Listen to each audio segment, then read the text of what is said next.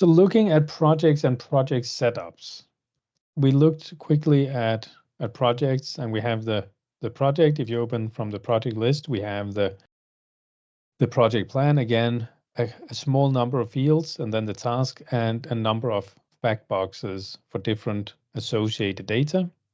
But we also, as I mentioned, have the project card. The hope is that most end users would not need to use the project card as much, but they could stick with the project plan, and the project card would be more for those special cases where there's something special you need to set up for a project. But of course, that's not always the case. Maybe there is something you need to set up here, but there is a lot of settings in here. During this training, I mean, we will not have time to go through all of these settings.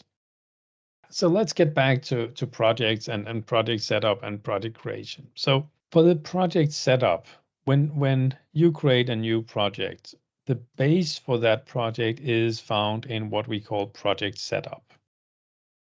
And project setup is, of course, based on what is called the BC project setup, but again, extended with a lot of extra settings. And you do get a reasonable baseline if you do this assisted setup. We have no chance of going through all the fields that are in here with all the different possibilities and all the different settings you can do, but you get a very good start with that assisted setup. And then we can adjust from there. You will also see that I actually a section here called Create Project. And so there are some defaults in here for like the project posting group, not much else, but there are some settings, and actually some of these other fields that also become defaults for new projects. But this one is important. There's a lot of setup in here that needs to be done. So I'll refer to the documentation and there are settings in here that nobody never uses. A long list of special cases that might be relevant or might not, but it's important to have that in there. When it comes to projects, the important part is that we try to always base things on templates. And so you will see in here that we have template setup, and we have task templates, we have invoice setup templates, we have lots of templates. But project templates is probably the most interesting. I've created some project templates in here, but we use this installation template. The project template is basically a project card, but it's for reuse. So I filled in all the things that I know that I will have every time I create a new installation project, and the rest I just leave blank. But this is the way to do it, where I say, well, I want to have this. What are the settings? I don't want to select a customer because that's, of course, on a project by project basis, but I want to have the project posting group to be set up. I want this to be a customer project, not an internal project. There might be some standard dimensions that I also always want to use when creating an installation project. I can even put in a task template. So I have some task templates, again, a template. So I include those in my project template. I have an invoice setup template. I include that in my project template. And so the question is, how much do I need to set up in here? You can see I've set up some budget versions, etc. Basically, all the settings that are for a project, I can put into a project template. The idea being that when I create a new project, I'll use my project guide. So I will select a template. I'll select my installation template, call this new project. And basically, then I get a project created, which is based on that template. I'll just have to select my customer and my project manager, maybe some dimensions, and that's basically it. And so it copies over everything I had in my project template. It copied in the task. I had my task template. It copied in the invoicing setup I had in my invoice setup template. This is it. And so this is the way to create a new project. So setting up these project templates so you do something that is reusable over and over again, and refine those templates over time. And whether there will be 7 different templates or 2 or 17, that's a discussion with the customer. But also from getting started here, create at least one template that you can start playing around with and using and so on. Getting some projects set up in place with some project templates and some task templates will allow you to create these first projects to look at and work with. And with these projects, then comes the question of how does a project really work? What is included with a project? Of course, it's the project itself, and it is the list of project tasks. Each of the project tasks, in this case, they were created from a template. I could have just as well say create task from template. That's basically what happens when I use the wizard. It creates a task from a template. I can even go in and do that after the fact and say, I would also like to have my conference rooms tasks on this project. Just select that and say go. Then it will create the task from my conference room template. And so I have those tasks as well. So you can also do combinations of task templates, which is really important. Do we create one big master template, or do we create sub-templates? Because you can go in and say, well, we have 17 different task templates, and I select this one and this one. But you could also say, well, I have this big template, and I only want to take some of the tasks. And then you can go in and say, so the task I want from this is actually, I would like to have the pre-sale section of this. So I'll select those four and include that on my project. And then I get that in here, new section. Now I have my pre-sales tasks in here.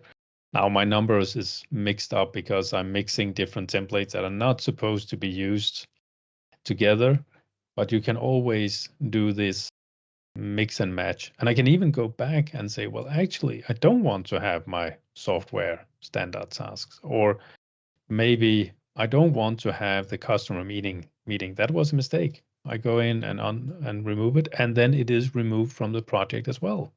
It simply disappears from here. So you could go either way.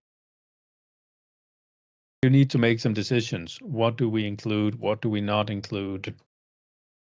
How do we structure this? Of course, if you started posting time to it, you're not allowed to move them anymore. Let's have a look at the task templates. So if I go for my templates and my task templates, let's create a new template and say template lines. Of course, we need a code and say this is start. Of course, the task type you need to define the contract type. The contract type is really important, whether this is a time material or a fixed price. Fixed price, that's very easy. You just set it to fixed. And that is basically it. That is what you really need to decide. Is it fixed or not? And then you have all these extra options. And I don't think you will use them very much, at least. I mean, you can define how resources will be invoiced, but by you setting this to fixed, then nothing is chargeable, nothing is invoiced specially. You can do percent complete, but you won't do that. You need to define what is the name, what is the code, and what is the contract type, and forget about the rest to begin with, at least.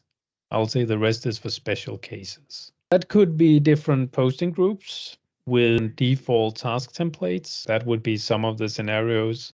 Even if you have internal projects versus customer-facing projects, it very much depends on the business. An important part there is, of course, that in practice, you need to have a customer on every project, even the internal one. So you will need an internal customer. The big difference is that internal projects, they cannot be invoiced or in any way or form. That is simply blocked. Even by mistake, you cannot raise an invoice or do any kind of billing on it. And we also, for some of the reports, of course, count them differently. And so more than the project structure, there's this additional things like the deadlines, job events, project team.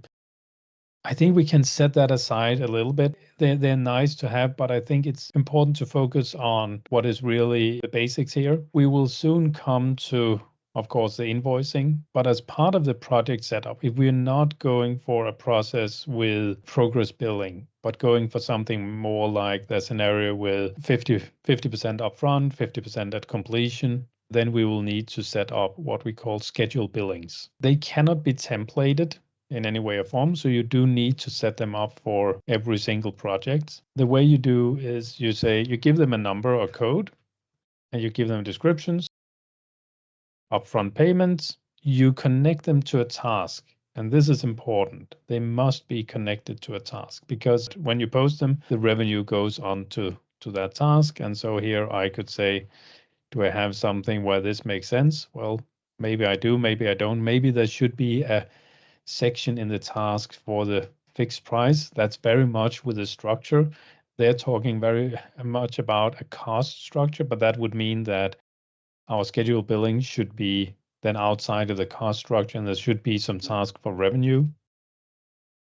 I'll just, in this case, put it on lighting, just as an example. And here it says you cannot do that because that is not marked as a fixed price task. I'll have to select something else. Inspection for approval. Can I do that? Yes, I can do that. And then we can put on an amount and say, if this was a $20,000 project, then 50% we put on here. And we will say another one on completion, and that we will put on another task. Let's put it on this one and say there is 10,000 there. So 50% upfront, 50% on completion. We can put on a budget date. So from a budgeting perspective, we expect to get the money at some point in time, which also means we can run the update budget. And so we get this in as part of the revenue budget for this project. We can see the bill to customer that is selected from the project, but technically I could select another customer to be invoiced than the one who's on the project. You can do repetitions. You shouldn't do that. And that's basically it. What is now important is, when can I invoice these? And as it is, I could invoice these right now without any limitations because they are just something to be invoiced at some point in time. But if I want to control when they can be invoiced, I should create a milestone. And the milestone must be on the same task as the scheduled billing. And that's why it's important to think about the task structure here. I now put this on 2110. So I should also have a milestone here on my 2110 task. And so I will say milestones. And I will create a milestone here, my milestone number 1. I'll put that on 2110. I expect that to be done on the 30th. And I will say all complete. Customer approved. This is my milestone. And this now means that I cannot raise an invoice for any scheduled billing which is on task 2110 until this milestone is marked as completed, which goes very well in hand with a process where you have a task structure which is functional or task-based, and saying, when we've done this, then we can invoice for that. When we've done this, we can invoice for this. Going for a cost-based structure, then it's important to have tasks where they can have milestones on, or at least one milestone for the completion to do that, and not put both the upfront and the final payment on the same, because then of course the milestone would also block the posting of the upfront payments. If I do the same, yes, let's go ahead.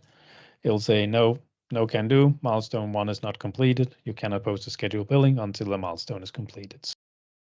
Somebody, the project manager, probably needs to go into milestone processing and say, yes, how about this project? Are we complete?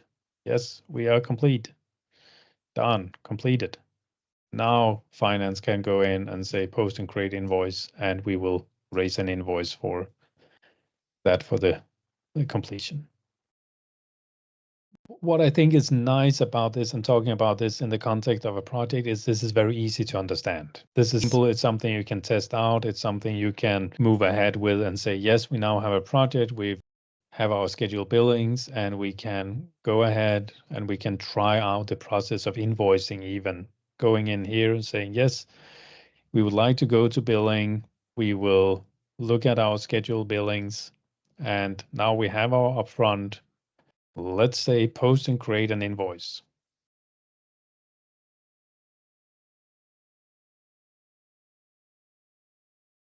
And so we got an invoice for this upfront payment, 10,000. And I think from a testing out the system, it's a good process to get through because you quickly get from creating a project to raising an invoice, showing that you have some revenue, even if it's maybe only 20% of their business.